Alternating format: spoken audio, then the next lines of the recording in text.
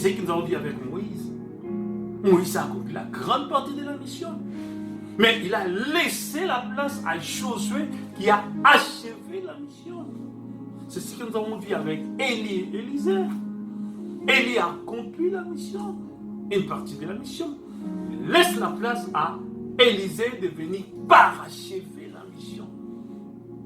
Donc l'ombre accomplit une partie et il laisse l'autre partie au successeur pour venir achever la mission. Et nous avons vu que tous ceux qui étaient dans l'ombre, ils attendaient, ils étaient dans l'attente. Quand ils mouraient, ils ne pouvaient pas aller à la place finale. Ils ne pouvaient pas aller au repos final. Ils allaient quelque part dans l'attente, appelé les paradis. Là où ils attendaient la venue de Jésus-Christ. Ils ont attendu la venue de Jésus sur la terre.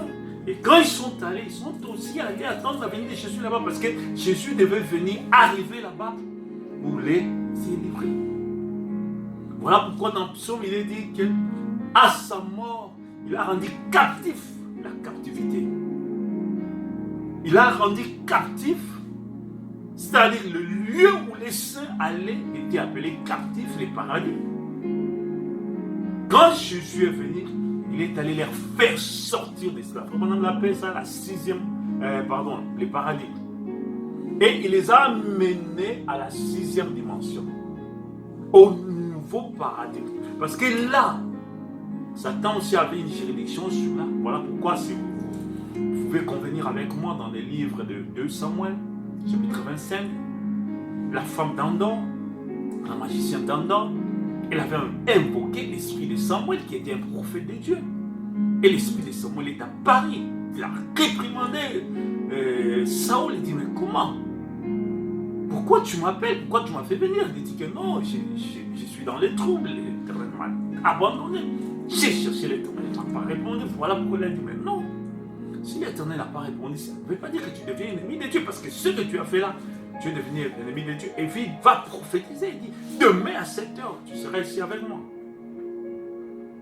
Donc, demain, Saoul, le roi Saoul de l'Ancien Testament, est allé là où se trouvait Samuel. Donc, dans l'ombre, ils allaient dans l'attente. C'était une juridiction, le diable avait une main sûre. Parce que la reine d'Endor, la sorcière d'Endor n'était pas une servante de Dieu, n'était pas une prophétesse de Dieu. C'était une magicienne, c'est quelqu'un qui invoquait les esprits des morts.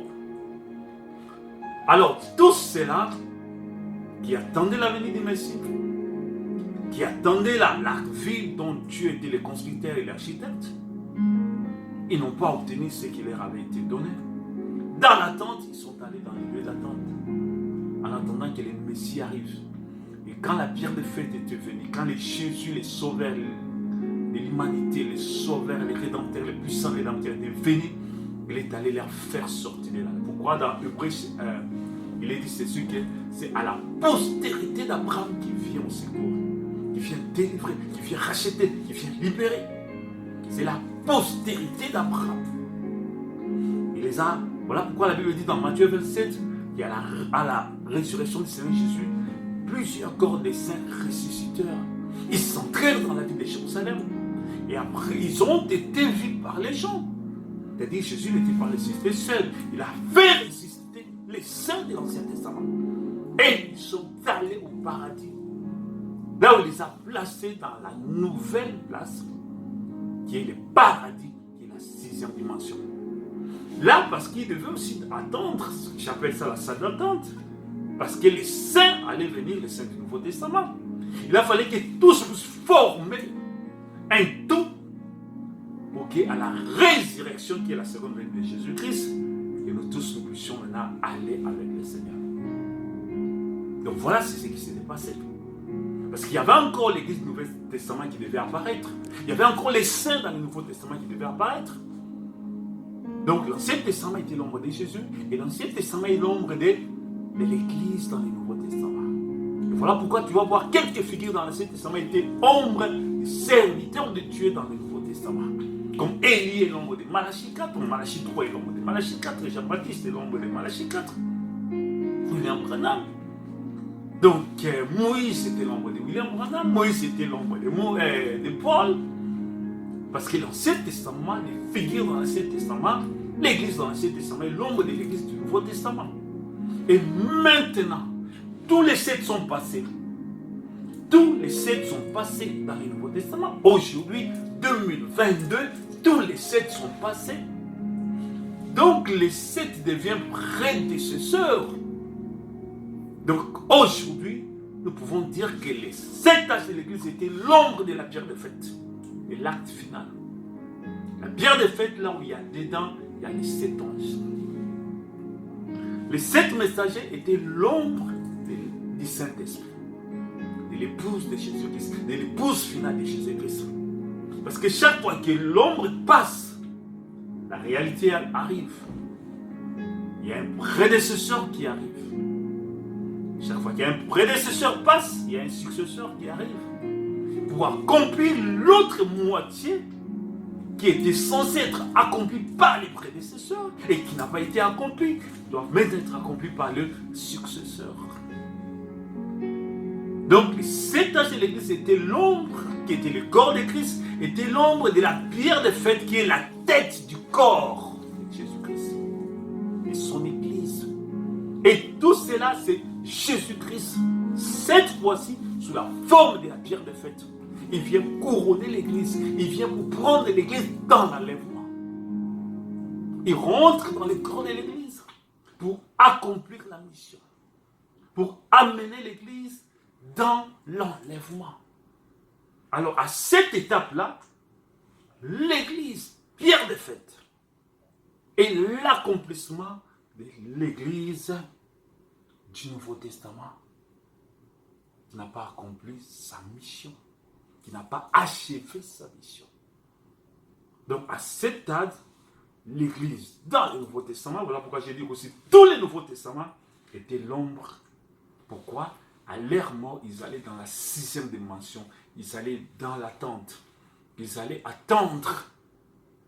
Étant dans l'attente, ils attendent qui? Ils attendent la pierre de fête qui va provoquer la résurrection des morts, qui va susciter que les saints qui sont dans la salle d'attente puissent revenir comme ce qui s'est passé lors de la résurrection du Seigneur Jésus-Christ concernant le saint de l'Ancien Testament.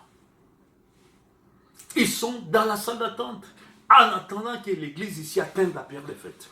En attendant que l'Église est sur la terre. Donc l'Église sur la terre est l'acte final de Dieu. L'Église sur la terre est la dernière Église de Dieu. Par laquelle Christ, parce qu'il agit selon les mouvements du corps de Jésus-Christ dans les ciels. Du mouvement parce que l'Église est le corps de Christ. Mais l'Église pierre de fête est la tête de Jésus-Christ. Et quand la tête bouge au ciel, le corps aussi bouge ici sur la terre. C'est le mouvement de Jésus qui va s'imprégner, qui va se projeter ici sur la terre pour conduire l'Église dans l'enlèvement. Donc, les 7 âges de l'Église étaient l'ombre qui annonçait l'avenir. Dieu, la pierre de fête. Et Frère Branham était aussi l'ombre de la pierre de fête. Les personnes du Saint-Esprit de Dieu qui vient prendre l'Église pour l'enlèvement. Parce qu'il a accompli une partie. Il reste une partie. Aussi longtemps que l'Église n'est pas allée dans l'enlèvement, tout ce qui se passe n'est que l'ombre. Aussi longtemps, je dis et je répète que aussi longtemps que l'Église n'est pas allée dans l'enlèvement, tout ce qui se passe est l'ombre. L'acte final, c'est l'enlèvement de l'Église. La sauce finale de Dieu sur la terre, c'est l'enlèvement de l'Église. La démonstration finale de Dieu sur la terre, c'est quoi? L'enlèvement de l'Église. C'est quand il y a l'enlèvement, l'action de l'enlèvement, la puissance de l'enlèvement, la pierre de fête qui vient pour l'enlèvement, c'est l'acte final de Dieu et c'est l'achèvement total et complet. Que Dieu vous bénisse richement. Votre humble serviteur, le pasteur Joseph Sermonier. Que Dieu vous bénisse. Amen.